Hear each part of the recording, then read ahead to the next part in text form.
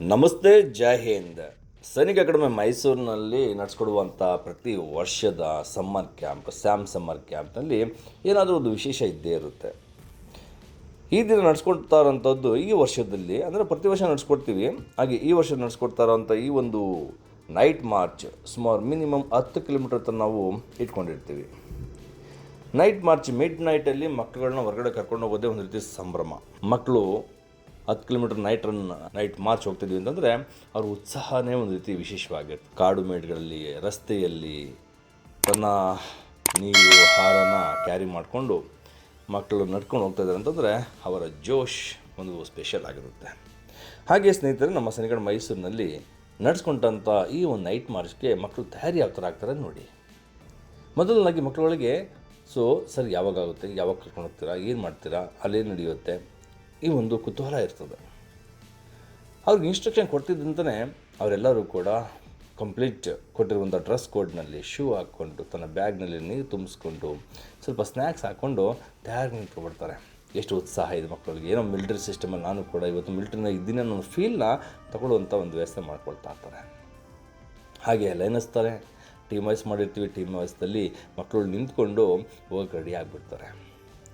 ಮನೆಯಲ್ಲಿ ಮಕ್ಕಳುಗಳು ಈಗಿನ ಜನ್ರೇಷನಲ್ಲಿ 100 ಮೀಟ್ರ್ 200 ಮೀಟ್ರು ಕೂಡ ಸೈಕಲ್ ಬೇಕು, ಬೈಕ್ ಬೇಕು ಅಂತ ಹೇಳುವಂಥ ಪರಿಸ್ಥಿತಿ ಇದ್ದಾಗ ಇಂಥ ಪುಟಾಣಿ ಮಕ್ಕಳುಗಳು ಸುಮಾರು 10 ಕಿಲೋಮೀಟ್ರಿಂದ ಹೆಚ್ಚು ಕಾಲ್ನಡಿಗೆ ನಡೀತಾರೆ. ಅದು ಮಿಡ್ ನೈಟಲ್ಲಿ ನಿದ್ದೆ ಕೆಟ್ಕೊಂಡು ಅಂತಂದರೆ ಇದು ಆಶ್ಚರ್ಯ ಅಲ್ವಾ? ಹೌದು ಸ್ನೇಹಿತರೆ, ಇದೇ ಬೇಕಿರೋಂಥದ್ದು ಮನುಷ್ಯನಿಗೆ. ಕೋಟಿ ದುಡ್ಡು ಅದು ಓಕೆ, ಜೀವನಕ್ಕೆ ಆಧಾರ ಅಷ್ಟೇ. ಆದರೆ ಆರೋಗ್ಯ ತನ್ನ ಆಯಸ್ಸನ್ನು ಕಾಪಾಡುತ್ತೆ, ನೆಮ್ಮದಿಯನ್ನು ಕೊಡುತ್ತೆ, ಜೀವನದಲ್ಲಿ ಏನು ಬೇಕಾದ್ರೂ ಮಾಡ್ಬೋದು ಅನ್ನೋ ಒಂದು ಉತ್ಸಾಹನ ಹೆಚ್ಚು ಮಾಡುತ್ತೆ. ಅದಕ್ಕೋಸ್ಕರನೇ ಆರೋಗ್ಯ ಬಹಳ ಮುಖ್ಯವಾಗಿರ್ತದೆ. ಹಾಗೆ ಮುಂದೆ ಹೋಗೋಣ. ನಮ್ಮ ಮಕ್ಕಳು ಮುಂದೆ ಬ್ಯಾಗ್ ಹಾಕೊಂಡು ಮುಂದೆ ಹೋಗ್ತಾ ಇರ್ತಾರೆ, ನೋಡಿಕೊಂಡು ಜೈಕಾರ ಎಲ್ಲ ಮಿಡ್ ನೈಟಲ್ಲಿ ಸುಮಾರು 11 ಗಂಟೆ 12 ಗಂಟೆ ರಾತ್ರಿಯಲ್ಲಿ ರಸ್ತೆ ಬದಿಯಲ್ಲಿ ಹೋಗ್ತಾ ಇದ್ದಾರೆ. ಅಂದರೆ ಏನು ಜೋಶ್ ಮಕ್ಕಳಲ್ಲಿ, ಎಷ್ಟು ಉದ್ದ ಲೈನು. ಚಿಕ್ಕ ಮಕ್ಕಳು, ಹೆಣ್ಮಕ್ಳು, ದೊಡ್ಡ ಮಕ್ಕಳು ಎಲ್ಲರೂ ಸೇರಿಕೊಂಡು ಈ ಒಂದು ವಿಶೇಷವಾದಂಥ ನೈಟ್ ಮಾರ್ಚ್ಗೆ ಭಾಗಿಯಾಗ್ತಾರೆ. ಭಾರತ ಮಾತೆಗೆ ಜೈ, ಸೈನಿಕ ಅಕಾಡೆಮಿ ಮೈಸೂರಿಗೆ ಜೈ ಹಾಡುಗಳನ್ನ ಹಾಡ್ಕೊಂಡು ಎಷ್ಟು ಚೆನ್ನಾಗಿರುತ್ತಲ್ವ. ಇತ್ತೀಚಿನ ಜಗತ್ತಿನಲ್ಲಿ ನೈಟಲ್ಲಿ ಮನೇಲಿ ಮಲಗೋದೇ ಒಂದು ವಿಶೇಷ ಆಗಿಬಿಟ್ಟಿದೆ. ರಾತ್ರಿ ಅಂದರೆ ಸಾಕು, ಹೊರಗಡೆ ಹೋಗ್ಬಾರ್ದಪ್ಪ, ಕಳ್ಳರುಗಳಿರ್ತಾರೆ, ಸಮಸ್ಯೆಗಳು ಮಾಡ್ತಾರೆ, ಹೊರಗಡೆ ಭೂತ ಪಿಶಾಚಿಗಳು, ಈ ಥರ ಕೆಲವೊಂದು ಭಯದಿಂದಾಗಿ ಮಕ್ಕಳಂತೂ ಹೋಗೋದೇ ಇಲ್ಲ. ಮಕ್ಕಳು ಹೋಗಿ ಹಿಡಿದ್ರು ಕೂಡ ಪೇರೆಂಟ್ಸ್ಗಳು ಬಿಟ್ಕೊಡಲ್ಲ.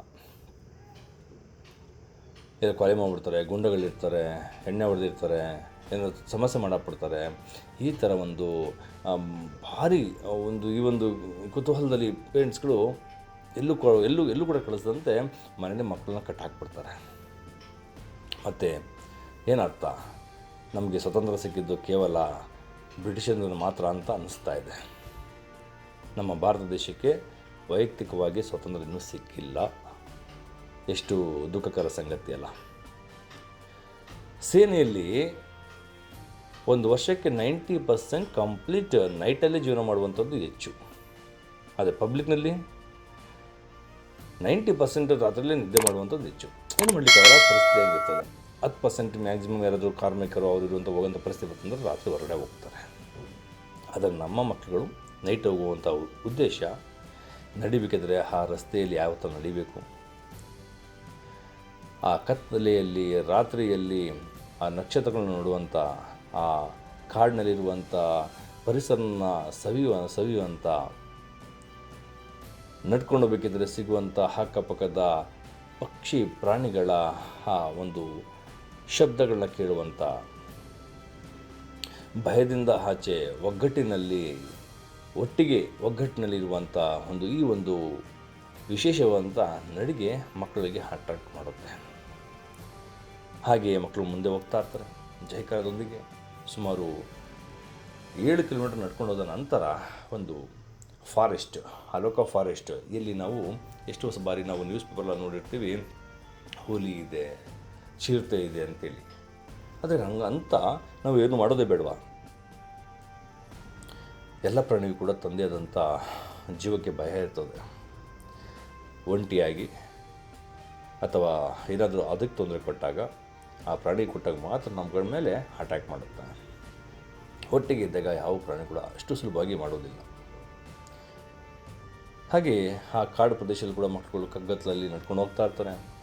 ಅಲೋಕ ಪ್ಯಾಲೇಸ್ ನಿಮಗೆಲ್ಲ ಹೆಸರುವಾದಂಥ ಪ್ರದೇಶ. ಅದು ಎಷ್ಟು ಚಲನಚಿತ್ರಗಳನ್ನ ಶೂಟಿಂಗ್ ಮಾಡಿರುವಂಥ ಪ್ರದೇಶ. ಹೆಚ್ಚು ವಿಶೇಷವಾಗಿ ಆ ಒಂದು ಮೂವಿ ಅಂದರೆ ಪುನೀತ್ ರಾಜ್ಕುಮಾರ್ ಅವರ ನಗುಮುಖದ ಒಡೆಯ ರಾಜ್ಕುಮಾರ್ ಅವರ ಆ ಒಂದು ಮೂವಿ ಆಶ್ರಮವಾಗಿ ಉಪಯೋಗಿಸ್ಕೊಂಡಂಥ ಈ ಅಲೋಕ ಪ್ಯಾಲೇಸ್, ಅದ್ರ ಬಗ್ಗೆಯೂ ಕೂಡ ಮಕ್ಕಳಿಗೆ ವಿಶೇಷವಾದ ಆ ಒಂದು ಜಗದ ಬಗ್ಗೆ ಮಾಹಿತಿ ಕೊಡಲಾಗ್ತದೆ.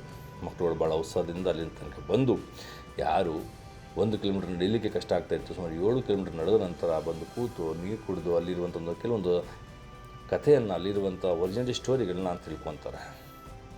ಅಲ್ಲಿಂದ ಮತ್ತೆ ವಾಪಸ್ ಬರೋಕ್ಕಿದ್ರು ಮಕ್ಕಳುಗಳಿಗೆ ಸಾಕು ಸರ್, ಆಗ್ತಿಲ್ಲ ಸರ್, ವ್ಯಾನ್ ಇರ್ತದೆ ಸರ್ ಅಂತೇಳಿ ಕೆಲವೊಂದು ವಾಹನ ಅಂದರೆ ಕಾರಣಗಳನ್ನ ಹೇಳೋಕ್ಕೆ ಸ್ಟಾರ್ಟ್ ಮಾಡ್ತಾರೆ. ಆದರೂ ಕೂಡ ನಾವು ಬಿಡಲ್ಲ, ಇಲ್ಲ ಅವ್ರಿಗೆ ಜೋಶ್ ತುಂಬ ಒಂದು ಮೋಟಿವೇಟ್ ಮಾಡ್ತಾ ಕರ್ಕೊಂಡು ಬರ್ತಾನೆ ಇರ್ತೀವಿ. ಆದರೂ 1-2 ಮಕ್ಕಳುಗಳು ಕಷ್ಟ ಆಗಿ ಬಿಡುತ್ತೆ. ಅವ್ರುಗಳಿಗೆ ನಮ್ಮ ಸ್ಯಾಮ್ ವಿಂಗರ್ನಲ್ಲಿ ಕೂತ್ಕೊಳ್ಳುವಂಥ ಅವಕಾಶ ಕೊಡಲಾಗ್ತದೆ. ಹಾಗೆ ಸುಮಾರು ಅಲ್ಲಿಂದ ಒಂದು 4 ಕಿಲೋಮೀಟರ್ ಬಂದ ನಂತರ ಅಲ್ಲಿ ಒಂದು ಗ್ರೌಂಡಲ್ಲಿ ಮಕ್ಕಳನ್ನ ಕೂರಿಸಿ ಇನ್ಸ್ಟ್ರಕ್ಷನ್ಸ್ ಕೊಟ್ಟು, ಅಲ್ಲೂ ಕೂಡ ಮಕ್ಕಳಿಗೆ ಸ್ನ್ಯಾಕ್ಸ್ನ ವ್ಯವಸ್ಥೆ ಮಾಡಿ ಸುಮಾರು 3 ಗಂಟೆ ಆಗಿಬಿಡುತ್ತೆ. 3 ಗಂಟೆಯಲ್ಲೂ ಕೂಡ ಮಕ್ಕಳಿಗೆ ಮಿಡ್ ನೈಟ್ನಲ್ಲಿ ಕಾಡಲ್ಲಿ ಕಗ್ಗತ್ತಲಲ್ಲಿ ನಡೆಯುವಂಥ ಪರಿಸ್ಥಿತಿ ಬಂದಾಗ ಹೇಗೆ ನಡಿಬೇಕು, ಗುಂಡಿ ಇರುತ್ತೆ, ಇಳಿಜಾರಿರ್ತದೆ,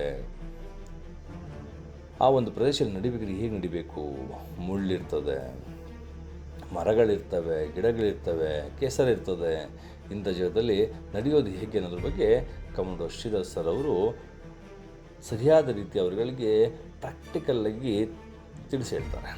ಮಕ್ಕಳು ಕೂಡ ಪ್ರಾಕ್ಟಿಕಲ್ ಮಾಡ್ತಾರೆ. ನಾವು ಎಷ್ಟೇ ಪುಸ್ತಕದಲ್ಲಿ ಓದಿದರೂ ಕೂಡ ಅದು ನಮಗೆ ತಿಳ್ಕೊಳ್ಳುವಂಥ ಜ್ಞಾನ ಅಷ್ಟೇ. ಪ್ರಾಕ್ಟಿಕಲ್ ಮಾಡುವಂಥದ್ದು ಬಹಳ ಮುಖ್ಯವಾಗಿರ್ತದೆ. ಮಕ್ಕಳು ಅದನ್ನು ಕೂಡ ತಿಳಿಸಿದಾಗ ಮಕ್ಕಳಿಗೆ ಆಶ್ಚರ್ಯ ಆಗುತ್ತೆ, ಹೌದು ಇದು ಕೂಡ ಇರುತ್ತೆ ಅಂತ. ಏನಾದರೂ ಮನೆಯಲ್ಲೇ ಕ್ಯಾಸುಯಾಲಿಟಿ ಆದಾಗ ಹುಷಾರಿಲ್ಲದೆ ಮಕ್ಕಳು ಮನೇಲಿ ಯಾರಾದರೂ ಮನೆಯ ಸದಸ್ಯರು ಏನಾದರೂ ಆರೋಗ್ಯ ತಪ್ಪೋಗ್ಬಿಟ್ರೆ ಅವ್ರುಗಳನ್ನ ಯಾವ ಥರ ನಾವು ಸೇವ್ ಮಾಡಬೇಕು, ಯಾವ ಥರ ಅವ್ರನ್ನ ಫಸ್ಟ್ ಏಡ್ ಕೊಡಬೇಕು, ಯಾವ ಥರ ಅವ್ರುಗಳನ್ನ ಹಾಸ್ಪಿಟ್ಲ್ ಕರ್ಕೊಂಡು ಹೋಗಬೇಕು, ಒಬ್ಬನಿದ್ದಾಗ ಹೇಗೆ ಮಾಡಬೇಕು ಅಥವಾ ಇಬ್ಬರಿದ್ದಾಗ ಯಾವ ಥರ ಮಾಡಬೇಕು ಅನ್ನೋದ್ರ ಬಗ್ಗೆ ಕೂಡ ಈ ಒಂದು ನೈಟ್ ಮಾರ್ಚಲ್ಲಿ ತಿಳಿಸಲಾಗ್ತದೆ. ಬಹಳ ಉತ್ಸುಕತೆಯಿಂದ ಮಕ್ಕಳು 4 ಗಂಟೆ ರಾತ್ರಿ ಆದರೂ ಕೂಡ ಆ ಜೋಶಲ್ಲಿ ನಿದ್ದೆ ಮಾಡದಂತೆ ಬರ್ತಾರೆ. ಕೊನೆಯದಾಗಿ ತನ್ನ ಸನಿಕಣ ಮೈಸೂರಿನ ಮನೆಗೆ ತಲುಪ್ತಾರೆ, ಸ್ನಾನ ಮಾಡಿ ರೆಸ್ಟ್ ಮಾಡ್ತಾರೆ. ಇದು ಹೇಳಿದ ಉದ್ದೇಶ ಇಷ್ಟೇ ಸ್ನೇಹಿತರೆ, ಮಕ್ಕಳುಗಳಿಗೆ ಧೈರ್ಯ ತುಂಬಬೇಕು. ಧೈರ್ಯ ಇದ್ದರೆ ಸಾಹಸ. ಯಾರಲ್ಲಿ ಧೈರ್ಯ ಇದೆಯೋ ಅವರು ಏನು ಮಾಡ್ತಾರೆ. ಮನುಷ್ಯ ಎಲ್ಲರೂ ಕೂಡ ಅಷ್ಟೇ, 5 ಅಡಿ 5.5 ಅಡಿ 6 ಅಡಿ 6 ಕಾಲು ಅಡಿ ಇಷ್ಟೇ ಎತ್ತರ ಇರುವಂಥದ್ದು. ಆದರೆ ಸಾಧನೆ ಮಾಡುವಂಥದ್ದು, ಸಾಹಸ ಮಾಡುವಂಥ ವ್ಯಕ್ತಿಗಳಿಗೆ ಏನು ಸ್ಪೆಷಲಾಗಿ ಏನಾದರೂ ಇರುತ್ತಾ? ಇಲ್ಲ. ಅವರಲ್ಲಿರುವಂಥ ಒಂದು ಧೈರ್ಯ, ಇನ್ನೊಂದು ಜ್ಞಾನ, ಇನ್ನೊಂದು ವಿದ್ಯೆ, ಇನ್ನೊಂದು ಶಕ್ತಿ, ಇನ್ನೊಂದು ವಿಶ್ವಾಸ, ಇನ್ನೊಂದು ಮಾಡಲೇಬೇಕೆನ್ನುವ ಛಲ. ಅದರಿಂದಾಗಿ ಅಂಥ ಮಹಾನ್ ವ್ಯಕ್ತಿಗಳು ತನ್ನ ಸಾಧನೆಯೊಂದಿಗೆ ತನ್ನನ್ನು ಪರಿಚಯ ಮಾಡಿಕೊಳ್ತಾರೆ. ನಿಮಗೆಲ್ಲ ಈ ಒಂದು ವಿಡಿಯೋ ಜೊತೆಗೆ ನಾನು ತಿಳಿಸಿರುವಂಥ ನೈಟ್ ಮಾರ್ಚ್ನ ಒಂದು ಕತೆ ಇಷ್ಟವಾಗಿರುತ್ತೆ ಅಂತ ಅಂದ್ಕೊಂಡಿರ್ತೀನಿ. ಇಷ್ಟವಾದಲ್ಲಿ ಇಂಥ ವಿಡಿಯೋನ ಎಲ್ಲರೂ ಶೇರ್ ಮಾಡಿ, ಇನ್ನಷ್ಟು ಪೋಷಕರಿಗೆ ಮಕ್ಕಳಿಗೆ ಅನುಕೂಲ ಆಗಲಿ. Thank you. ಜೈ ಹಿಂದ್. Namaste, Jai Hind. Dreaming to wear the uniform to serve the nation with pride, your journey begins here. At Sainik Academy, Mysuru, we prepare young aspirants for Indian military exams like NDA, CDS, AFCAT, Navy, Air Force and Army, technical and non-technical group, Agniveer GD, soldiers and Coast Guards. Paramilitaries like SSC, CPO, Central Armed Police Forces, which includes BSF, CISF, CRPF, Assam Rifle, ITBP, SSF, NIA, Delhi Police, RPF, CGL, CHSL, RRB, MTS, SSP, State Police, Forest Guard and Fire Brigades, PC, PSI and more. specialized coaching for competitive exams. SAM offering a combination of school education and focused coaching for 4th to 10th grade students preparing for RMS, Sainik School, JNV. And also we offering college education and defense coaching for advanced career opportunities. 9th, 10th, PUC, Science, PCMB, PCMC, State and CBSE. From academics to physical fitness, from mental toughness to leadership skills, we shape future warriors of India. 370 plus candidates from Sainik Academy Mysuru have already achieved their dreams. Are you next? Sainik Academy Mysuru, building soldiers, building the nation.